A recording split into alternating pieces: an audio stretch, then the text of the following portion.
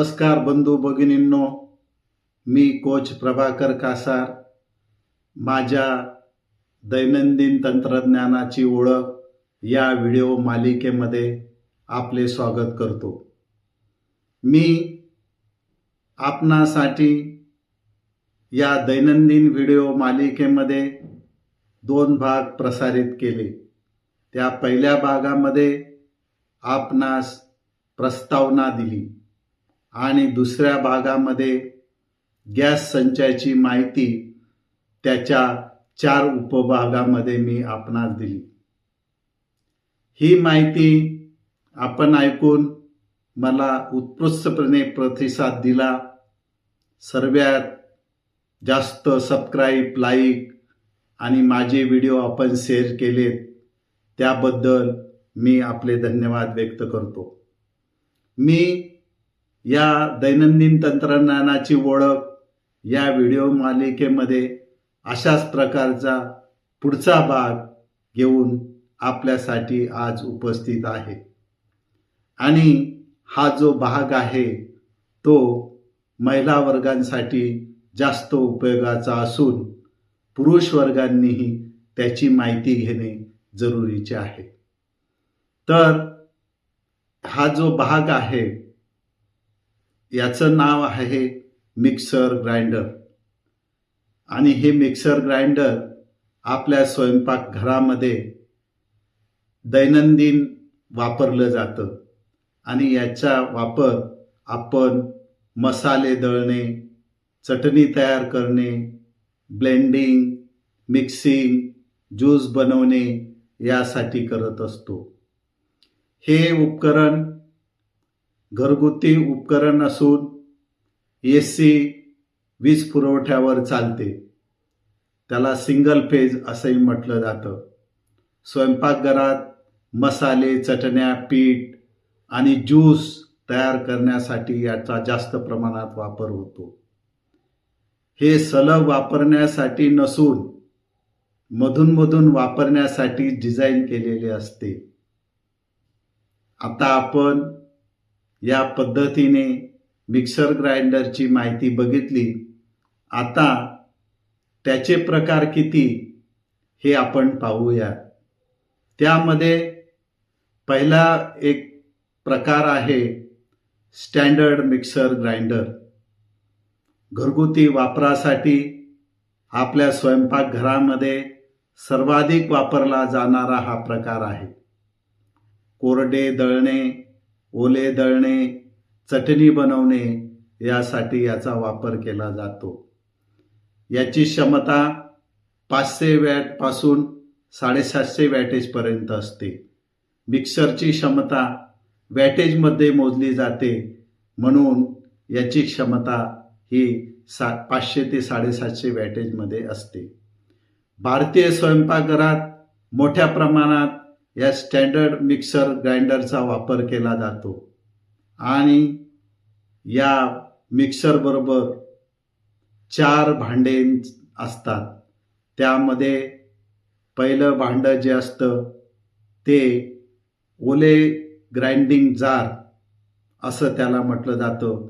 याच्यामध्ये ओले वाटाणे, इडली, डोसा, वडा यासाठी हे पीठ तयार करण्यासाठी ओले ग्राइंडिंग जार वापरले जाते.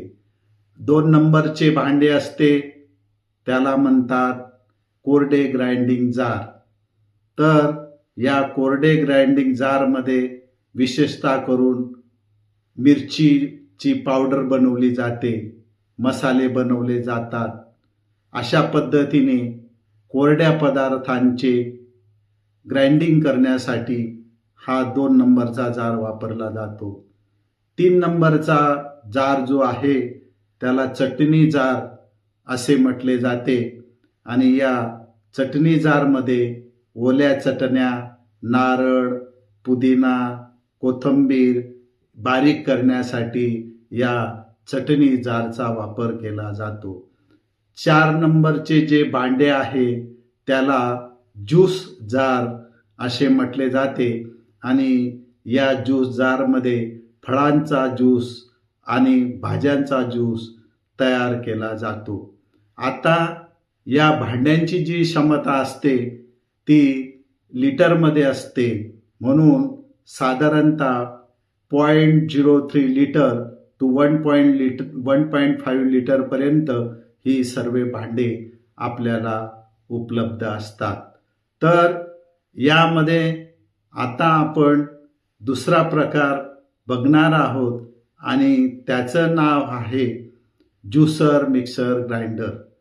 या मिक्सरमध्ये ग्राइंडिंग ज्युसिंग दोन्ही शक्य होतं आणि मिक्सर ग्राइंडर सोबत ज्यूस काढण्याची सुविधा इथे उपलब्ध असते. दळणे ज्यूस काढणे दोन्ही कामासाठी या ज्युसर मिक्सर ग्राइंडरचा वापर केला जातो आणि याची क्षमता 600 वॅट ते 1000 वॅटेजपर्यंत असते. आता यामध्ये जो तिसरा प्रकार आहे त्याला म्हणतात हेवी ड्युटी मिक्सर ग्राइंडर.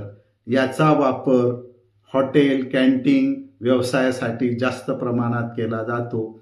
याला शक्तिशाली मोटर असते आणि याची क्षमता 750 वॅट ते 1500 वॅटेजपर्यंत असते. याचबरोबर आता आपण चौथ्या प्रकारचं मिक्सर पाहणार आहोत आणि त्याचं नाव आहे सायलेंट मिक्सर ग्राइंडर. म्हणजे आधुनिक तंत्रज्ञान वापरून याचा आवाज हा सायलेंट केलेला असतो. याची किंमत थोडी जास्त असते, म्हणून याला सायलेंट मिक्सर ग्राइंडर असं म्हटलं जातं आणि याची क्षमता 500 वॅटेज ते 750 वॅटेजपर्यंत असते. आता यामध्ये पाचवा प्रकार आहे तो हँड ब्लेंडर. हँड ब्लेंडर हातात धरून आपल्याला हे वापरता येते. याचा वापर जास्त करून वरण करण्यासाठी, नंतर दही बनवण्यासाठी, दह्यातनं ताक बनवण्यासाठी, दह्यातनं लोणी बनवण्यासाठी याचा वापर आपण करत असतो. ब्लेंडर हे कमी क्षमतेच्या मोटारीची याची क्षमता असते. आणि यामध्ये 6वा प्रकार जो आहे तो फूड प्रोसेसर किंवा मिक्सर ग्राइंडर असं याला म्हणतात. म्हणजे फूड प्रोसेसर मिक्सर ग्राइंडर असं याचं नाव आहे. यामध्ये कापणे, चिरणे, कुटणे, पीठ मळणे, दळणे इत्यादी अनेक प्रक्रिया आपल्याला करता येतात. यासाठी आपल्याला या भांड्यामध्ये दिलेले जे वेगवेगळे ब्लेड आहेत आणि वेगवेगळे भांडे आहेत याची अटॅचमेंट तयार करावी लागते आणि नंतर ते आपण आपल्या वापरासाठी वापरत असतो. याच्यामध्ये 7वा प्रकार आहे कमर्शियल मिक्सर ग्राइंडर. उद्योग व हॉटेल व्यवसायासाठी हा खास तयार केलेला असतो. याची मोठी क्षमता आणि बॉडी मजबूत असते. याची क्षमता 1 HP किंवा त्यापेक्षाही जास्त क्षमतेमध्ये हे आपल्याला उपलब्ध असतात. आता या मिक्सरची तांत्रिक माहिती मी आपल्याला देतो. याचा वीज पुरवठा 220 ते 240 व्होल्ट AC असा असतो आणि फ्रिक्वेन्सी 50 हर्ट्झ अशी असते आणि क्षमता ही वेगवेगळ्या प्रकाराप्रमाणे वेगवेगळी असते. ती मी आता सूचित केलेलीच आहे. आणि याचा मोटर प्रकार हा universal motor AC series motor त्याला आपण म्हणतो असा असतो आणि मोटारीची गती नो लोडमध्ये 18,000 ते 22,000 RPM अशी असते. आणि या मोटारीचा इन्सुलेशन वर्ग असतो क्लास B, क्लास F. आता आपण या मिक्सर ग्राइंडरमध्ये वापरले जाणारे जे वेगवेगळे भाग आहेत ते कुठल्या मेटलपासून बनवलेले आहेत ते आपण पाहूया.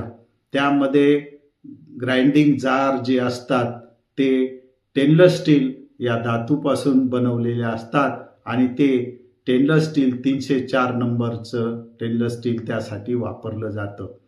जार क्षमता ही 0.3 लिटर ते 1.5 लिटर पर्यंत असते. ब्लेड हे स्टेनलेस स्टीलचे सपाट किंवा दातेरी बनवलेले असतात. कपलर हे नायलॉन किंवा रबराचे असतात आणि बॉडी मिक्सरची ABS प्लॅस्टिक पासून तयार केलेली असते. याची गती नियंत्रण 3 स्पीडमध्ये आपल्याला करता येतं. त्यामध्ये 3 रोटरी स्विच असतात. त्यामध्ये पहिला, दुसरा, तिसरा अशा स्टेप असतात. त्या स्टेपप्रमाणे आपण त्याचा स्पीड वाढवू शकतो. आणि चौथा जो प्रकार असतो तो पल्स मोड असतो. पल्स मोड थोड्या वेळासाठी जास्त वेगाने चालवण्यासाठी होतो. आता याची कार्यक्षमतेची वैशिष्ट्ये अशी आहेत की आपण याची कार्यवेळ 30 ते 60 सेकंद चालू ठेवून मध्ये विश्रांती घेणे आवश्यक असते. तर हे मिक्सर ग्राइंडर आपल्याला अधिक वापरता येते आणि अधिक सुरक्षित असते. विद्युत सुरक्षितता, योग्य अर्थिंग असलेले उपकरण वापरावे. खराब वायर किंवा कॉर्ड, प्लग खराब झाले असेल तर वापरू नये. ओल्या हाताने उपकरण हाताळू नये. स्वच्छतेपूर्वी प्लग काढावा. यांत्रिक सुरक्षितता, जार नीट बसलेले आहे की नाही. जर ते बसलेले नसतील तर नीट वापर करण्यापूर्वी जार बसवणे आवश्यक असते. चालू असताना झाकण उघडू नये. जार क्षमतेपेक्षा जास्त भरू नयेत. खराब कपलर झाले असतील तर त्वरित बदलावे. आता नंतर उष्णता आणि ओव्हरलोड संरक्षण नेमकं मिक्सरला काय असतं ते आपण पाहूया. याच्यामध्ये जास्त प्रमाणात आपण मिक्सर वापरला तर थर्मल कट ऑफ दिलेला असतो. त्यामुळे मोटार बंद होते आणि ती वापर थांबतो मिक्सरचा आणि पूर्णपणे मोटार थंड झाल्यानंतर परत ती वापरावी. शक्यतो मिक्सर सपाट आणि स्थिर पृष्ठभागावर ठेवावे. मुलापासून लांब ठेवावे. फक्त कंपनीने दिलेले जार आणि ॲक्सेसरीज वापराव्यात. देखभाल आणि काळजी आपण मिक्सरची कशी घ्यावी ते मी आता तुम्हाला सांगणार आहे. प्रत्येक वापरानंतर जार आणि ब्लेड स्वच्छ करावेत. कपलर व सीलची वेळोवेळी तपासणी करावी. मोटारच्या हवेच्या छिद्रांमध्ये घाण साचू देऊ नये. मोटार युनिट पाण्यात बुडवू नये. करावे काय आणि न करावे काय हे मी आता पुढे तुम्हाला सांगणार आहे. योग्य वापरासाठी योग्य जार वापरावा. दिलेल्या वेळेप्रमाणे वापर करावा. वापरानंतर मोटर थंड होऊ द्यावी. आणि काय करू नये तर रिकाम्या जारमध्ये वेगाने चालवू नये. खूप कडक पदार्थ सलग दळू नयेत. विचित्र आवाज किंवा वास आल्यास वापर थांबवावा. अशा पद्धतीने मी आपणास मिक्सर ग्राइंडरची माहिती दिलेली आहे. ती आपल्याला आवश्यक आवडेल आणि माझे व्हिडिओ पाहून आपण आपले कॉमेंट बॉक्समध्ये लिहा आणि माझ्या चॅनलला लाईक, सबस्क्राईब आणि शेअर करण्यास विसरू नका ही विनंती. कोच प्रभाकर कासार या चॅनलला पुन्हा एकदा मी विनंती करतो की लाईक, सबस्क्राईब आणि शेअर करण्यास विसरू नका. माझे व्हिडिओ पहा आणि आपल्या ज्ञानामध्ये भर घाला. धन्यवाद.